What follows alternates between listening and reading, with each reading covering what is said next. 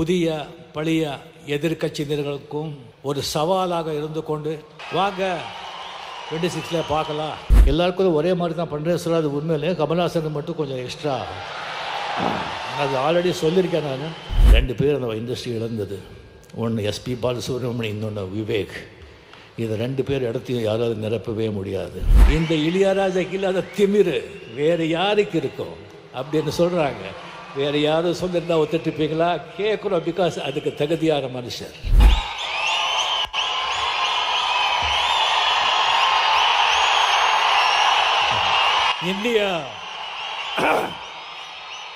இந்திய நாட்டு அரசியலில் ஒரு நட்சத்திரமாக இருந்து கொண்டு தமிழ்நாட்டு அரசியலில் இந்திய நாட்டு ஆளும் கட்சியினருக்கும் புதிய பழைய எதிர்க்கட்சியினர்களுக்கும் ஒரு சவாலாக இருந்து கொண்டு வாங்க 26ல் பார்க்கலாம் அப்படின்னு தனக்கே உறுதியான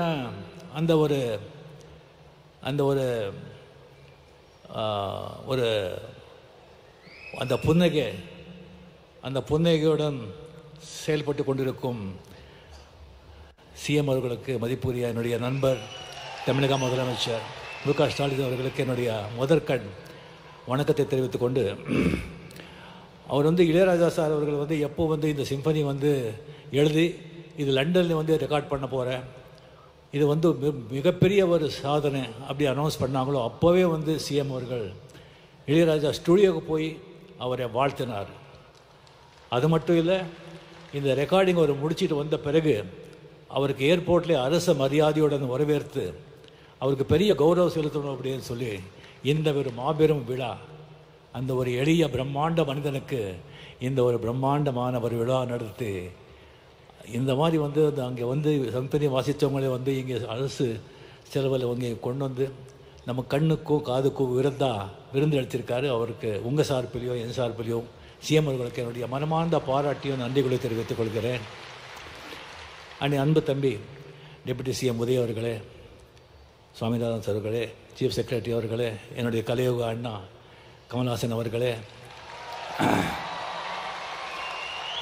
நான் அதிசய மனிதர்களை நான் புராணத்தில் படிச்சிருக்கேன், இதிகாசத்தில் படிச்சிருக்கேன். அது நான் கண்ணாலே பார்த்த அதிசய மனிதர் இளையராஜா அவர்கள்.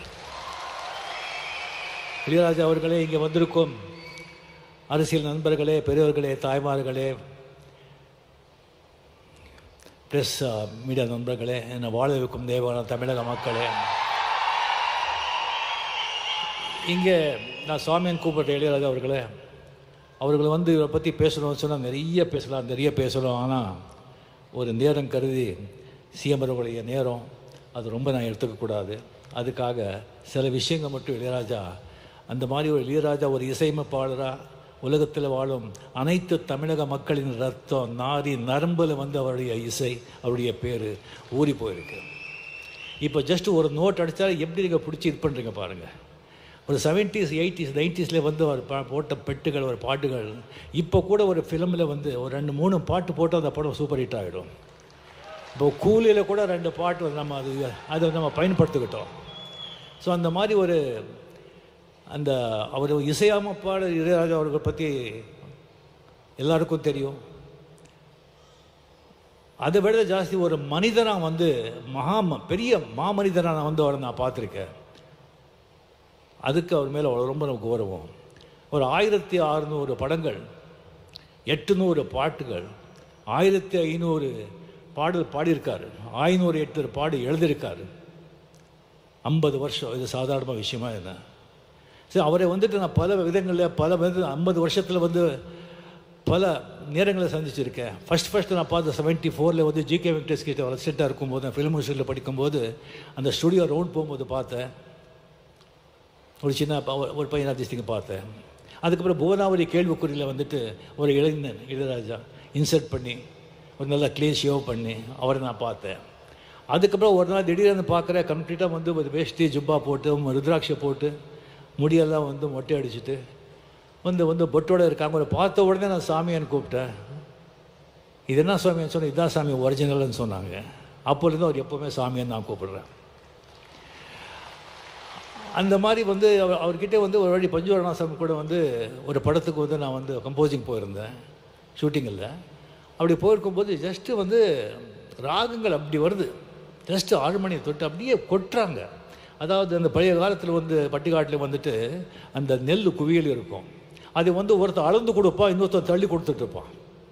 அளந்து கொடுக்குறவன் வந்து தள்ளி கொடுக்க பற்றி பார்க்கவே மாட்டான். அந்த மாதிரி அந்த ராகங்களோட ராசியை வந்து அந்த ராக சரஸ்வதி ராக தேவி இந்த ராக தேவனுக்கு அப்படியே தள்ளி கொடுப்பான். இவர் அப்படியே அந்த ஹார்மோனியம் அப்படியே அள்ளி கொடுக்குறார். அந்த மாதிரி ஒரு இது சில விஷயம் மட்டும் நான் சொல்கிறேன், நேரம் கருது. ஒரு வாட்டி எனக்கு வந்து வாங்க ரஜினி உங்கள்கிட்ட பேசணும்னு சொன்னாங்க. என்ன சமாச்சாரம் சொல்லி போனால், இந்த மாதிரி ரஜினி உங்களுக்கு தெரியும், நம்ம பாவதார் அண்ணா வந்து அவரை மறைஞ்சிட்டார், இன்னொரு பாஸ்கர், இன்னொரு அமரன். கங்கேபரன் வந்து அப்படியே அவன் செட்டில் ஆகிட்டான், மியூசிக் பண்ணிவிட்டு டைரக்ட் பண்ணிக்கிட்டு அவன் செட்டில் ஆகிட்டான். அந்த பாஸ்கருக்கு கொஞ்சம் செட்டில் பண்ணணும், நீங்கள் ஒரு படம் பண்ணணும் சொன்னாங்க. சரி சாமி நான் பண்ணிடுறேன் அப்படின்னு சொல்லி டேட் கொடுத்தேன். பஞ்சவர்ணாச்சலம் எல்லாம் பேசிக்கிறாங்கன்னு சொன்னாங்க. சரி ராஜாதி ராஜா படம் திங்க இது பண்ணி அதுக்கப்புறம் பார்த்தா ஆர் சுந்தராஜன் ஒரு பெக்யூலர் டைரக்டர், பெரிய ஹிட்டு கொடுத்துருக்காரு, பட் சீனெல்லாம் இருக்காது அவர்கிட்ட. அதே ஒரு வித்தியாசமாக இருந்தது. எனக்கு என்னடா இது அப்படின்னு சொன்னால் அதுக்கப்புறம் பாஸ்கர் கம்ப்ளீட்டு இப்போ படத்தை பற்றியே பேச மாட்டார், வேறு விஷயந்தான் அவர் பேசுவார். அதுக்கப்புறம் எனக்கு ஒரு டென்ஷன் ஆச்சு. அது பஞ்சு சார் ஊரில் எல்லாம் ஏதோ சொந்த காரியமாக போயிருந்தாங்க. ராஜாசாமி கிட்ட பிரசாத் ஸ்டுடியோ போயிட்டு, சாமி இந்த மாதிரி ரொம்ப டிஸ்டர்பாக இருக்குது, படம் எப்படி வரும்னு தெரியாது, இந்த மாதிரி பாஸ்கர் மாதிரி இருக்கார் அப்படின்னு சொன்னால் என்னை பார்த்து சிரித்தார். சுவாமி இந்த கதையை வந்து ஒரு லைன் கூட நான் படிக்கலை, எனக்கு தெரியாது, நீங்கள் படம் பண்ணுங்க. இந்த படம் சில்வர் ஜூப்ளி போகலைன்னா நான் 6 மணியும் தொட மாட்டேன், பாட மாட்டேன்னு சொன்னாங்க. அங்கே யாரோ ப்ரொடியூசர் இருந்தாங்க, இவர் தான் சாட்சியர். எனக்கு டக்குன்னு அடிச்சது, இது சொல்கிறது செய்கிற ஆள் அவர். என்னங்க இப்படி சொல்கிறீங்க? நான் சொல்லலை சுவாமி, அந்த மூகாம்பிகா அந்த தாய் சொல்ல வைக்கிறா, நான் சொன்னேன், அவ்வளோதான், நீங்கள் போங்க. எனக்கு இன்னும் டென்ஷன் ஏறிடுச்சு எனக்கு. ஓ என்னையா இது? அதுக்கு போய் ஊட்டியில் போகிறேன், ஒரு பாஸ்கர் மார்னிங் வந்து அப்படியே வந்து காதில், ரஜினி நல்ல மழை, இன்னைக்கு ஷூட்டிங் இல்லை, இன்னும் 2 நாள் மழை, மட்டன் குழம்பு இட்லி அப்படின்னு. அந்த மாதிரி எனக்கு 25 வாரம் என்னடா இதுன்னு சொல்லிவிட்டு எனக்கு ரொம்ப டென்ஷன் ஆகிட்டு, அதுக்கப்புறம் நானே மென்டலி முடிவு பண்ணியிருந்தேன். நோ அப்படின்னு சொல்லி ஒரு 10 எக்ஸிபியூட்டர்ஸு 10 சென்டரில் வந்து நம்ம தெரிஞ்சவங்க கிட்ட படம் சரியாக ஓலைன்னா கூட நாமளே பணம் கொடுத்து சில்வர் ஜூப்ளி ஓட்டிடலாம் அப்படின்னு சொல்லி மைண்டில் செட்டிலாக இருந்தேன் நான். படம் சொன்ன மாதிரி சில்வர் ஜூப்ளிங்க, சில்வர் ஜூப்ளி. என்ன ஒரு நம்பிக்கை, ஒரு கான்ஃபிடென்ஸ், எனக்கு ஒரு கடவுள் நம்பிக்கை இருக்குது. ஆனால் இந்த மாதிரி ஒரு நம்பிக்கை, சரண்டர் சொன்னால் அதெல்லாம் பலிக்கும். ஸோ அந்த மாதிரி வந்து கம்ப்ளீட்லி வந்து அவர் வந்து இளையராஜா, சாரி கமல், ரஜினிகாந்த், விஜயகாந்த், ராமராஜன், முரளி, மோகன் எல்லாருக்கும் ஒரே டைமில் மியூசிக் போட்டு கொடுக்குறாரு. பட் எல்லாருக்கும் ஒரே மாதிரி தான் பண்ணுறேன் சொல்ல, அது உண்மையிலே கமல்ஹாசனுக்கு மட்டும் கொஞ்சம் எக்ஸ்ட்ரா. அது ஆல்ரெடி சொல்லியிருக்கேன் நான், அது சிஎம் முன்னாலேயே அதை நான் பதிவு பண்ணுறேன். கமலுக்கு தான் அவர் கொஞ்சம் ரொம்ப ஜாஸ்தி. இது ஒன்றும் இல்லைங்க, அது வீதியில் மான் போல் வந்தவனை யார் அடித்தாரோ உன்னை யார் அடித்தார், அவர் மட்டும் பாட்டு 1000 பேர் அப்படியே கண்ணில் அழுதுருவீங்க. ஒவ்வொரு பாட்டும் அந்த மாதிரி ஒரு பாட்டு. சரி அந்த மாதிரி வந்து இளையராஜா வந்து அந்த மாதிரி ஒரு கொடிக்கட்டி பிறந்தார். பட் ஒன்றுங்க, ஆக்சுவலி வந்து எப்போவுமே வந்து சக்ஸஸே வந்துட்டு இருந்தால் அந்த சக்ஸஸோட அருமை தெரியாது. அப்பப்போ ஃபெயிலியர் வரணும், ஃபெயிலியர் வந்தால் தான் சக்ஸஸோட அருமை தெரியும். ஸ்ப்ரீட் பிரேக்கர் மாதிரி கம்ப்ளீட்டாக அவர் அப்படி போயிட்டு இருந்தவர் வந்து இன்னொரு வந்து இசை அமைப்பில் வர்றாங்க. வந்த உடனே எல்லோரும் அந்த பக்கம் சாயிறாங்க. அவருக்கு போய்ட்டு வந்து கோடியாக சம்பாதிச்ச ப்ரொடியூசர்ஸ், டைரக்டர்ஸ், திஸ்திங் அவங்க எல்லாம் போகிறாங்க, ஆர்டிஸ்ட்டும் போகிறாங்க, இன்க்ளூடிங் ரஜினிகாந்த். பட் அவரை பற்றி அவர் எந்த கவலையும் படுறாங்க. டிஎன் நகர்லேருந்து பிரசாத் ஸ்டுடியோக்கு ஒரு வண்டி 6:30 மணிக்கு எப்போ அப்படியே போயிட்டே இருந்தது. அந்த ஹார்மோனியம் வாசிச்சுட்டே இருந்தது, ரெக்கார்டிங் நடந்துக்கிட்டே இருந்தது. அது வந்து திடீர்னு சொல்லி பாஸ்கர் காலமானார். திடீர்னு சொல்லி அவர் உசிரா நேசித்த ஒரு மனைவி ஜீவா அவங்க காலமானார். அதுக்கப்புறம் பவதாரணி ஒரே டாக்டர்னால் அவ்வளோ அன்பு, அவ்வளோ பிரியம். சும்மா அப்படி உட்காந்துருப்பாங்க, டாக்டர் வந்து கரெக்ட் வந்த மாதிரி அவங்க இறந்து போகிறாங்க. அந்த ஹார்மோனியம் வாசிட்டே இருக்கும், 6:30 மணிக்கு அந்த வண்டி போயிட்டே இருக்கும் பிரசாத் ஸ்டுடியோக்கு. எந்த ஸ்தலமும் இல்லை, எந்த இதுவும் இல்லை, கம்ப்ளீட்லி அவருடைய உலகமே வேறு. இங்கே நம்ம உலகத்தில் அவர் இல்லை, இசை உலகத்தில் அவர் இருக்கார். அப்பப்போ இங்கே வந்துட்டு போகிறார், அவ்வளோதான்.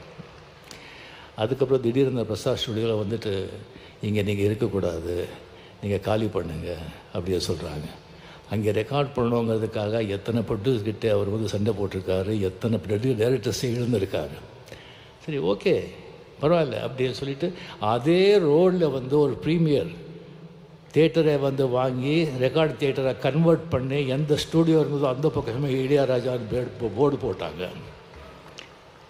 ஸோ அதுக்கப்புறம் நீங்கள் பார்த்தீங்கன்னா ஒரு கம்பெனிக்கு வந்து ஒரு ரைட்ஸ் கொடுத்துருந்தாங்க. ப்ரொடியூசர்கிட்ட ஒரு பணம் வாங்கி ஒரு படத்தை வாங்கி கொடுத்துருந்தாங்க. அவங்க திடீர்னு கையை விரிச்சுட்டாங்க, எந்த பணமும் இல்லை உங்களுக்கு இது இல்லை அப்படின்னு சொல்லிட்டு. ஒரு விட மாட்டார், கோர்ட்டுக்கு போனார், ஜெயிச்சார். எல்லா ரைட்ஸ் எல்லா ராயல்ட்டி இவருக்கு தான். அவருக்கு தலைமை திஸ்திக்கு இல்லாமல் எந்த டிவிலேயோ எந்த ரேடியோவில் இந்த படத்துலேயோ எங்கேயோ கச்சேரி கான்சர்ட்டில் பாடக்கூடாதுன்னு சொல்லி 9 மணிக்கு அனௌன்ஸ் பண்ணுங்கன்னு சொன்னாங்க. எஸ்பி பாலசுப்ரமணியம் வந்து அமெரிக்காவில் பாடிட்டுருக்காங்க 6 மணி. சாமி சாரி இப்போ சொன்னால் அவருக்கு பாடிட்டுருக்காரு, உங்கள் பாட்டு பாட முடியாதுன்னு சொன்னால் சட்டம் பைலாக எல்லாருக்கும் ஒன்று தானே, என்ன இருக்கோ இது பண்ணுங்க. எஸ்பிபி வந்து டெஃபினட்டாக பாட மாட்டான், நிறுத்திடுவான். அப்படியே எஸ்பி கோச்சிக்கிட்டாங்கன்னு சொன்னால் அவனுடைய நண்பனே கிடையாது. அது பாடிட்டு இங்கே வந்து என்னை பார்க்குறான்னு சொன்னாங்க. அதே மாதிரி எஸ்பிபிக்கு வந்து அங்கே பாடிட்டுருக்காங்க, நியூஸ் போகுது. அங்கேயே அனௌன்ஸ் பண்ணி இனிமேல் இளையராஜா படங்க பாட மாட்டேன், வேறு மியூசிக் டைரக்டர் பாட மாட்டேன்னு நிறுத்திட்டு சென்னை வந்தோடனே அவங்க பார்த்தாங்க. 2 பேர் அந்த இண்டஸ்ட்ரி இழந்தது. ஒன்று எஸ்பி பாலசுப்ரமணியம், இன்னொன்று விவேக். இதை 2 பேர் இடத்தையும் யாராவது நிரப்பவே முடியாது. அந்த கோவிடில் வந்து எஸ்பிபி இறந்த உடனே பிரதருக்கு சிந்தாத கண்ணீர், பொண்டாட்டுக்கு சிந்தாத கண்ணீர், டாக்டருக்கு சிந்தாத கண்ணீர், நண்பனுக்காக கண்ணீர் சிந்தாங்க. அதுக்கப்புறம் வந்து ஒரு சர்ச்சை வந்தது, ஒரு டிபேட். ஒரு பாட்டு வெட்டு ஆகணும்னு சொன்னால் மெட்டா இல்லை வரிகளா அப்படின்னு ஃபுல் டிபேட், வாக்விவாதங்கள். டிபேட் இருக்கணும், வாக்விவாதம் நடக்கணும், கருத்தை வச்சு நடக்கணும், அப்படியே தனி மத தாக்குதல் இருக்கக்கூடாது. அது என்னுடைய அன்பு அது இது. ஸோ இது பண்ணிகிட்ருக்காங்க. ஒரு 2 மாதம் ஆச்சு, 2 மாதம் ஆச்சு. அப்போ தான் இளையராஜா மீடியா கிட்டே வந்தாங்க. பண்ணிக்கும் போது சார் இந்த மாதிரி டிபேட் நடந்துட்டுருக்கேன்னு சொல்லும்போது, அப்படியா அது எல்லாம் நமக்கு தெரியாது. சரியாக வந்துட்டு 2 நாள் வந்துட்டு 3000 பேஜஸ்க்கு வந்து நான் சிம்ஃபனி எழுதியிருக்கேன், இது வந்து அங்கே வந்து ரெக்கார்ட் பண்ண போகிறேன் அப்படி சொல்லி போகும்போது வந்து மீடியா கிட்டே சொல்கிறாங்க, இந்த மாதிரி சிம்ஃபனி யாருமே இது வரைக்கும் எழுதுதில்லை, பண்ணலை. இந்த இளையராஜாக்கு இல்லாத திமிரு வேறு யாருக்கு இருக்கும் அப்படின்னு சொல்கிறாங்க. வேறு யாரும் சொல்லியிருந்தா ஒத்துட்டுருப்பீங்களா? கேட்குறோம், பிகாஸ் அதுக்கு தகுதியான மனுஷர். அதுக்கப்புறம் ரெக்கார்ட் பண்ணி வந்துட்டு சொல்கிறார், இந்த இளையராஜாவை எந்த அளவுகோல் வச்சியும் அளக்க முடியாது, அதுக்கு மீறி நின்னவனா 82 இயர்ஸ், இன்னும் பாருங்கள் என்னென்ன பண்ணுறேன்னு சொல்லுங்கள். அது Ilaiyaraaja, incredible Ilaiyaraaja. Hats off the great maestro, long live. ஒன்றும் இல்லைங்க, நல்ல நீதி நியாயம் உண்மையாக கடினமாக உழைச்சா எல்லாமே உன் பின்னால் வரும். நீ அதுக்கு பின்னாலே போகவே முடியாது. Lead a righteous life, work hard, everything will come after you. You need not go after anything. அந்த மியூசிக் இருக்கிற பவரை நீங்கள் பார்த்தீங்க. கமல்ஹாசன் சும்மா ஒரு 4 வரி பாடினாங்க. அந்த 4 வரியும் ஒன்று தான், நான் இவ்வளோ பேசினதும் ஒன்று தான். அதுதான் அந்த மியூசிக்கோட பவர். அதுக்கு அரசன் ராஜா அவர்கள் என்றும் என்றும் நல்லா இருக்கணும். நீங்கள் நண்பர், உங்கள் கூட அத்தனை வருஷங்கள் அத்தனை வந்து நடந்திருக்கு. நம்ம பழகணுங்கிறதே நமக்கு மிகப்பெரிய பாக்கியம். தயவு செஞ்சு உங்கள் ஆடியோ பயோகிராஃபி, உங்கள் சுயசரிதியை வந்து படமாக வந்து எவ்வளோ சீக்கிரம் முடியுமோ அவ்வளோ சீக்கிரம் ரிலீஸ் பண்ணுங்கள். நாம் எல்லோரும் பார்க்குறதுக்கு அவலாக இருக்கும். என்னை விட்டால் நானே ஸ்கிரிப்ட் எழுதி கொடுக்குறேன். நன்றி, வணக்கம்.